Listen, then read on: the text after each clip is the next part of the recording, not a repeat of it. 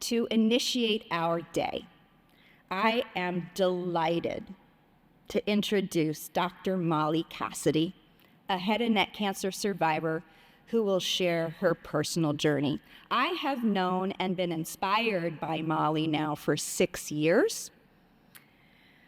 She truly embodies so much of what we strive for in both collaborative science and patient care.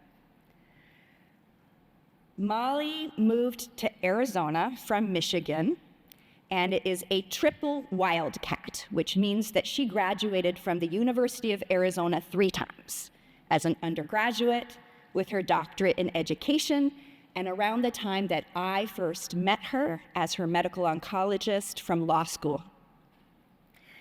Molly had a phenomenon that many of us have been talking to each other about clinically and epidemiologically for some time: a young, non-smoking woman with aggressive oral cavity cancer. She was treated with the standard of care, primary resection by Dr. Stephen Wong, followed by chemoradiation. She had a plethora of intermediate but no pathologic high-risk factors.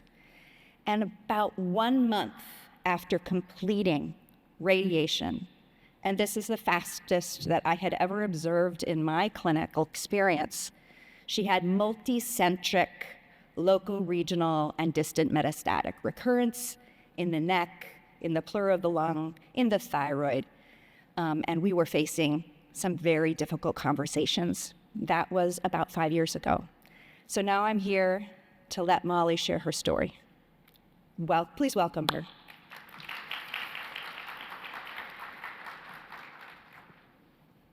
Thank you, Dr. Bauman. I'm going to be playing some slides in the background, and they don't have any text on them, and they don't follow what I'm saying, but they're pictures of me going through cancer, and I thought it might give you more insight into my experience.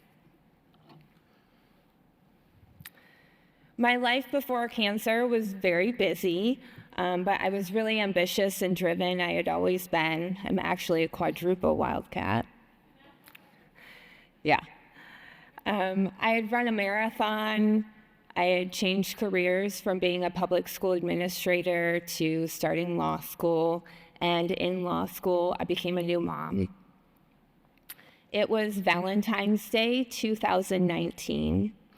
And for 2 weeks, only 2 weeks, I had had this excruciating ear pain. It was so intense. It felt as if someone was stabbing my ear with an ice pick.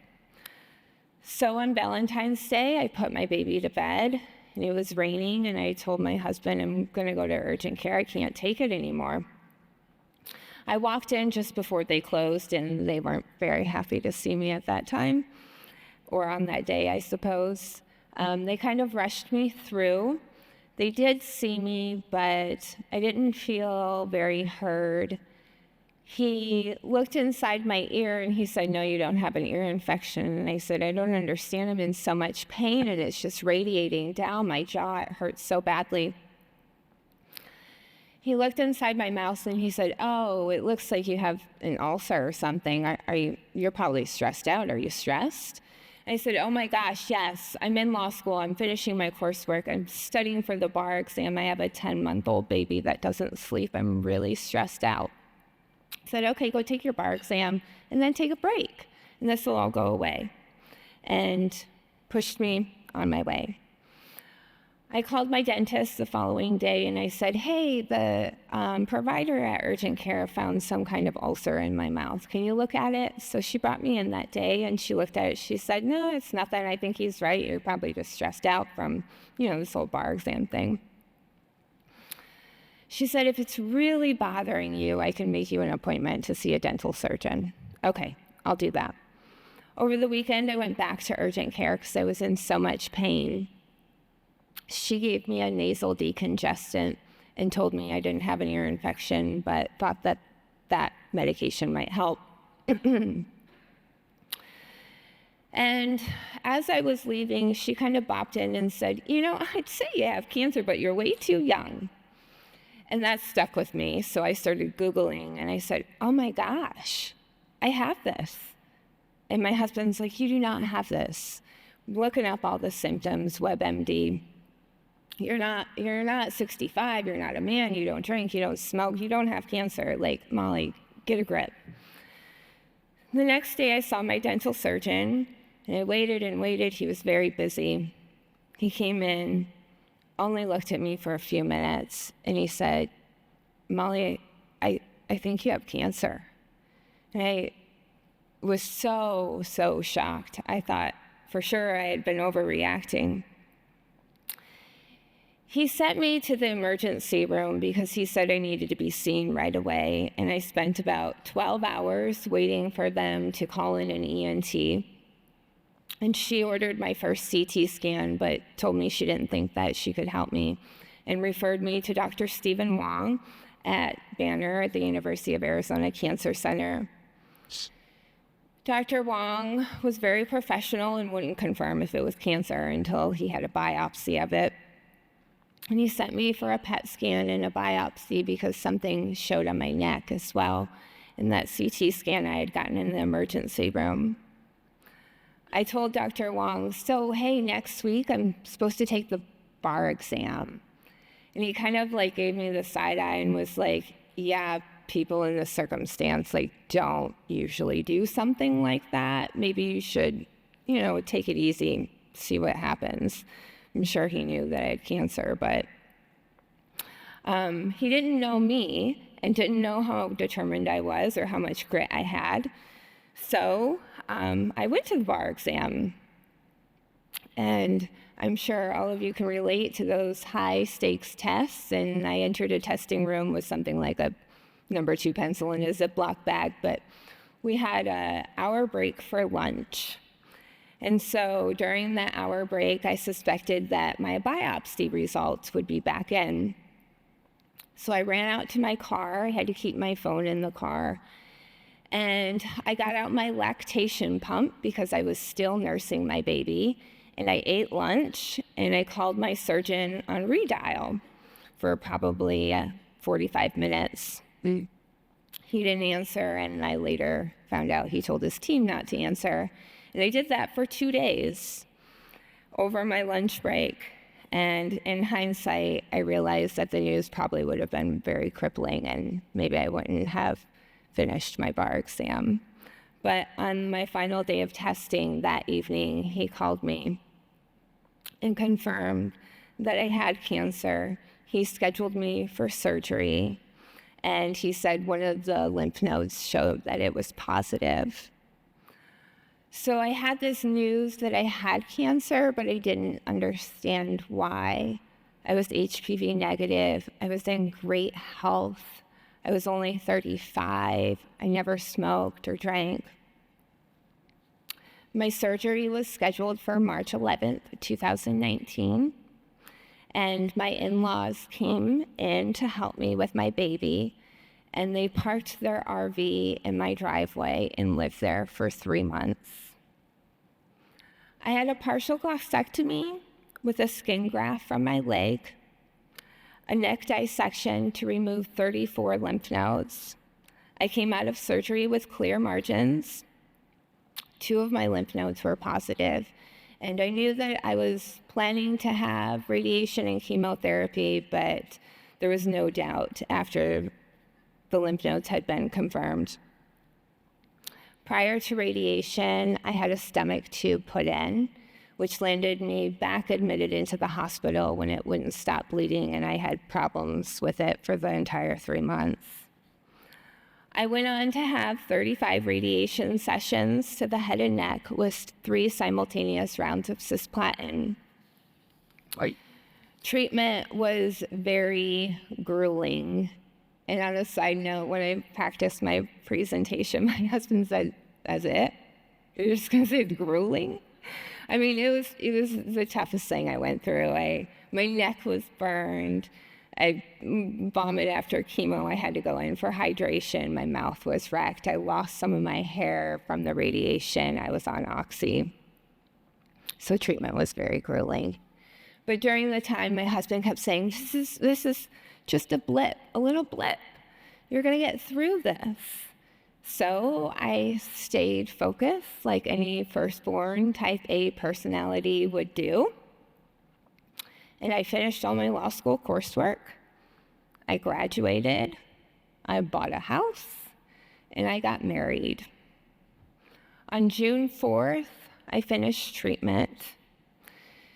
9 days after I finished treatment, I found a lump on my collarbone. It was just outside of my radiation field. I remember asking my radiation oncologist, Dr. Yi, how did this happen? And I remember Dr. Yi's voice got really hoarse and he swallowed hard. And he kind of looked down and he said, I'm sorry, I wish it had worked. And he told me about his 2 kids who were 1 year older than my son and 1 year younger. And I knew at that moment he felt my desperation and connected to me as a parent. And it was really one of the most genuine responses that I could ask for from a doctor. So I found myself back in surgery. And this time, Dr. Wong told me it would be my last surgery. He said my tumors were growing like apples on an apple tree. He said he could take it out, but they would just keep growing back, just like the apples. I felt really helpless, and I knew that my options were limited.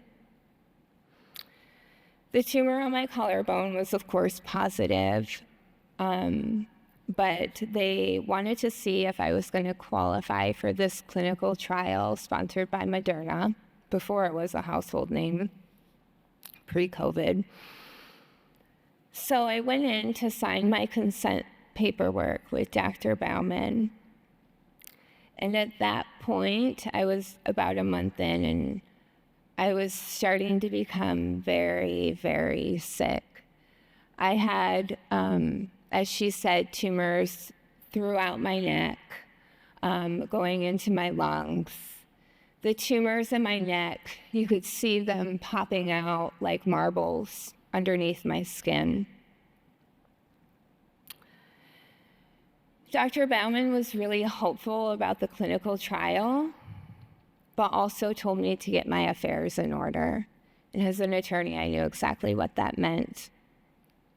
So I found myself an estate attorney that I hired to draft up my power of attorney, my trust, and my will. But what I was most concerned about was my baby, who was then becoming quite an energetic little toddler. And I felt really terrible. Like, how was he going to deal with not having a mama, knowing that his mama died?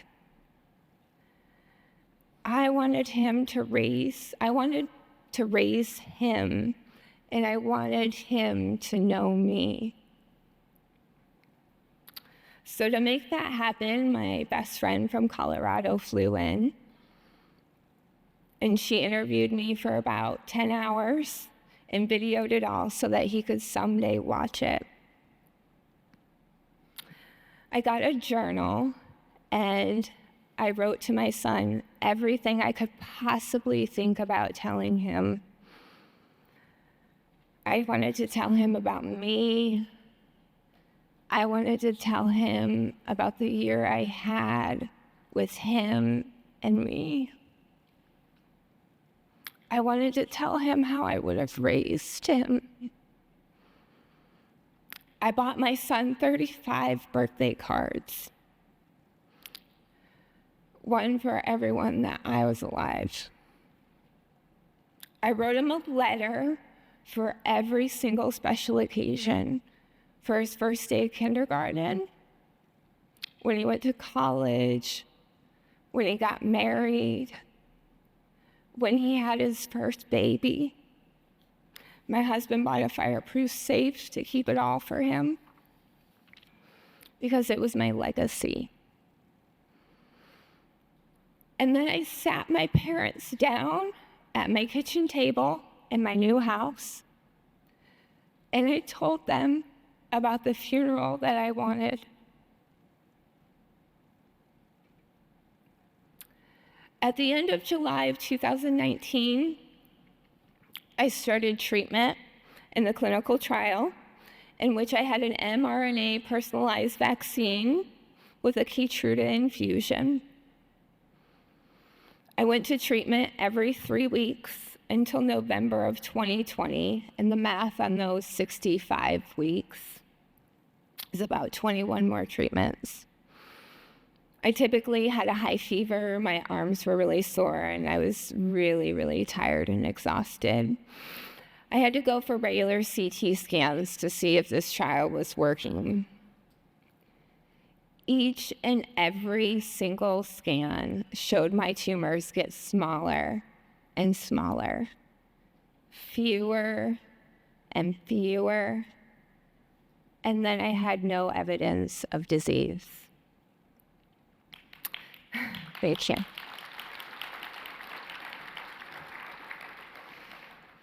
When I had my NED scan, shortly after, I developed an autoimmune response to treatment in my diaphragm and in my arms.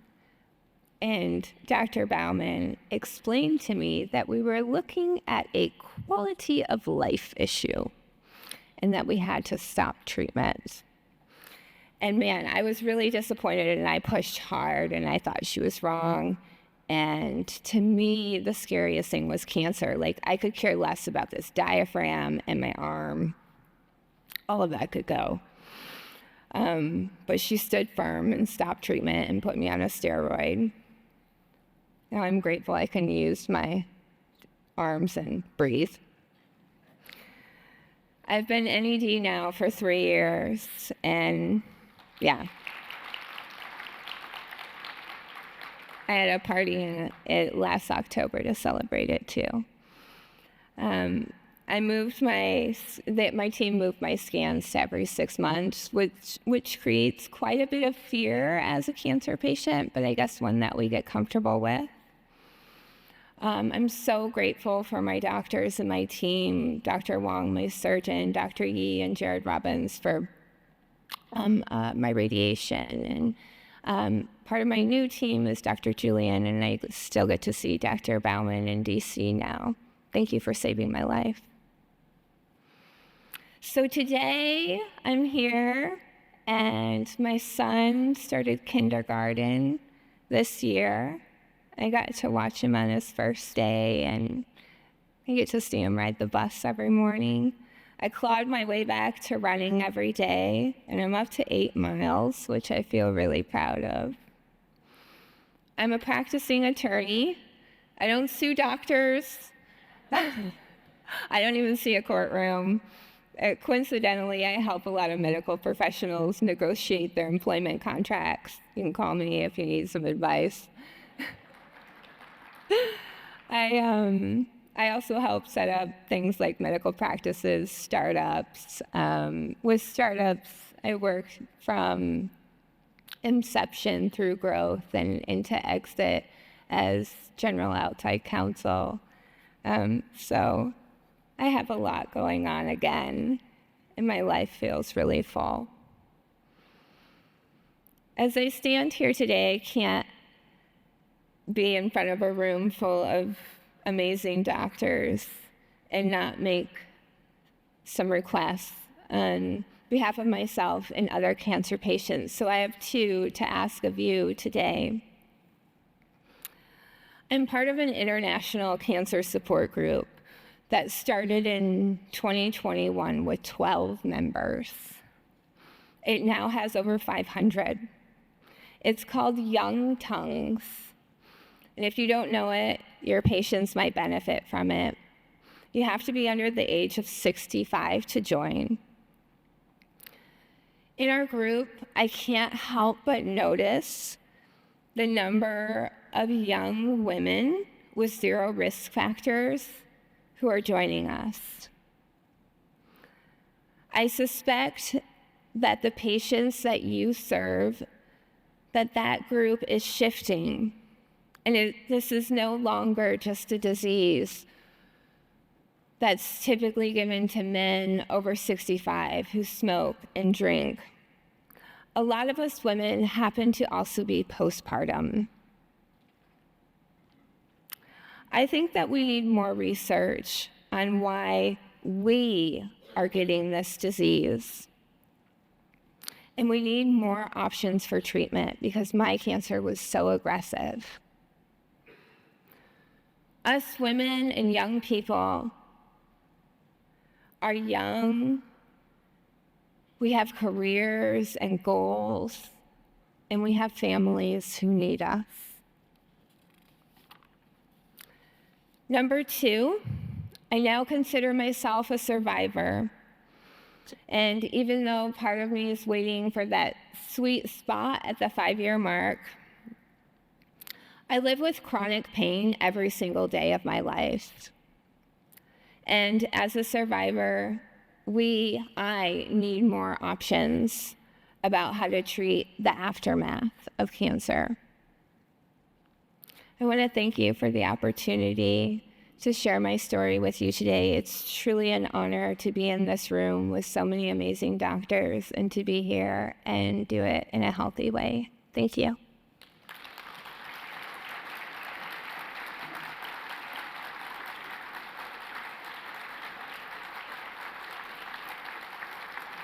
Thank you.